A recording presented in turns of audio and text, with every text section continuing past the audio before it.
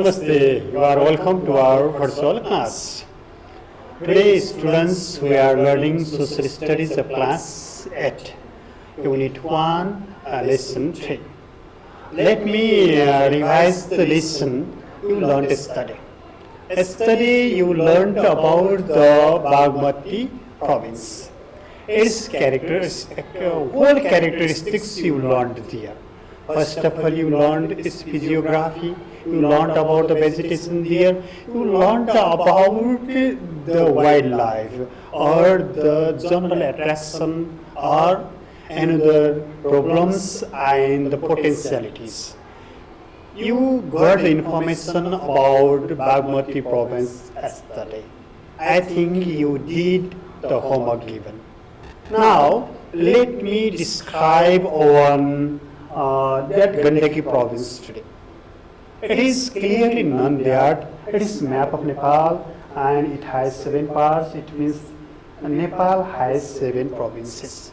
We study one province number 1, 2 and Bagmati. Now we are talking about the Gandaki province.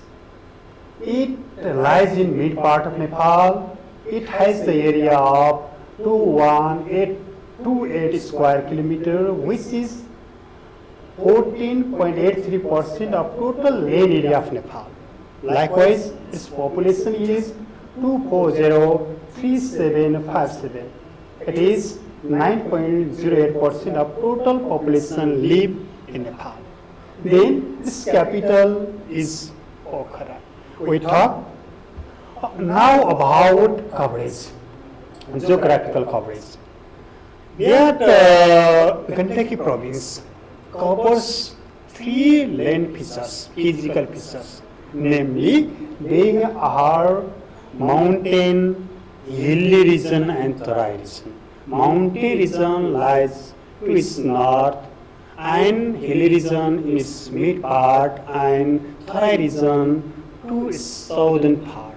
All 3 physical divisions are equipped with the province.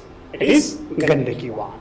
Now we are talking about the number of districts lie here. There are 11 districts.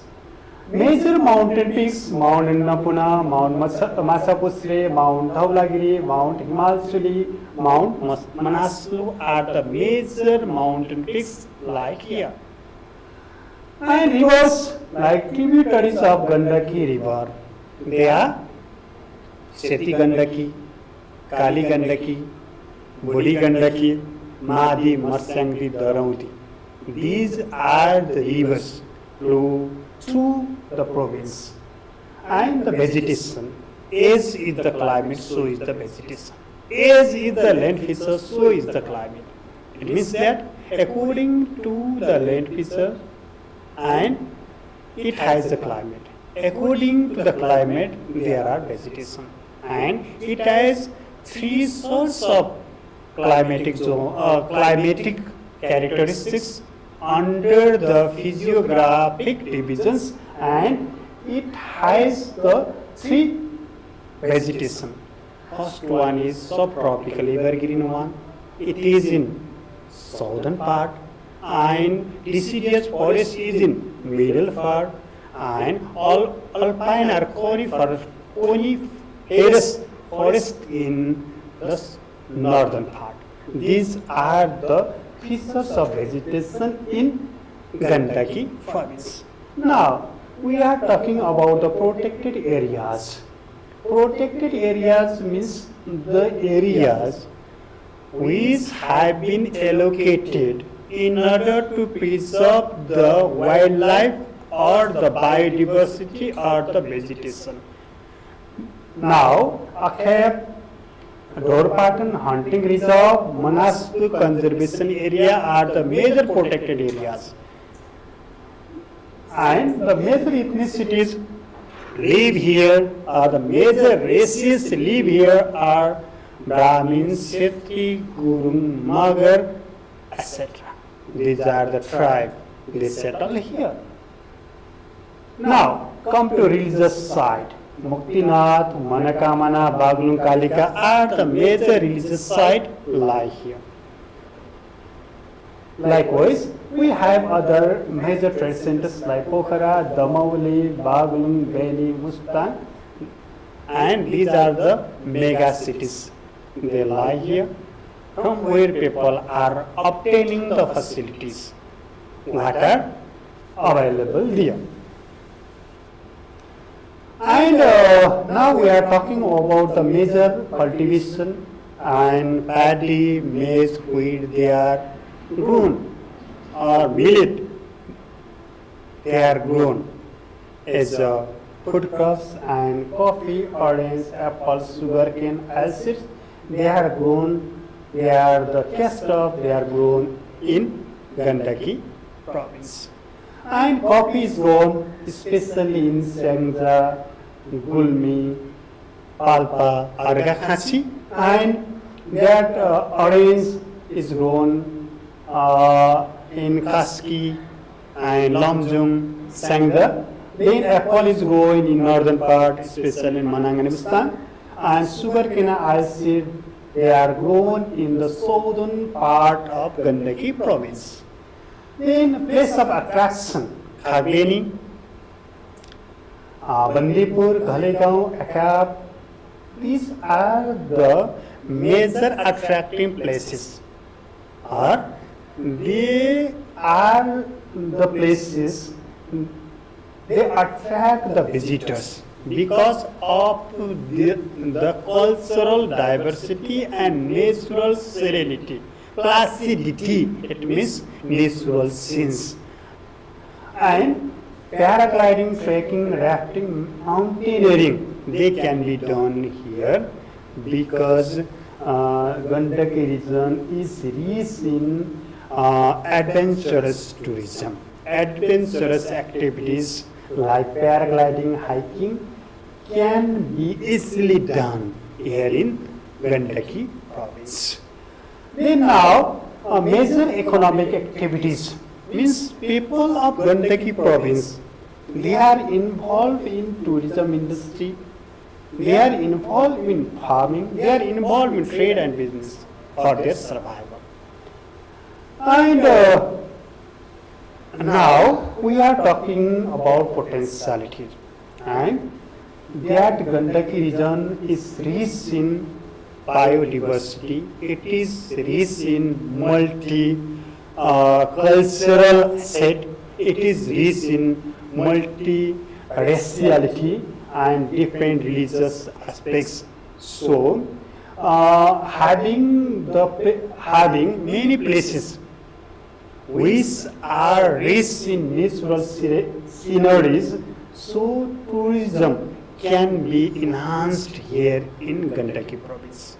Gandaki province can be the hub or central point, focal point of tourism, since it has all sorts of sceneries which are needed to attract the tourists. So it is the potentiality of the Gandaki province.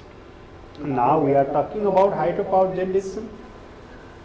Dear students, you may look on the screen. It is the figure of Kali Gandaki hydropower project, and the like projects can be generated or installed, and we can generate hydropower and in the energy crisis seen in the country by the trade of the hydropower generated here, we can rise or we can boost up the national economy. Then here it is a figure where the farmers have collected apples.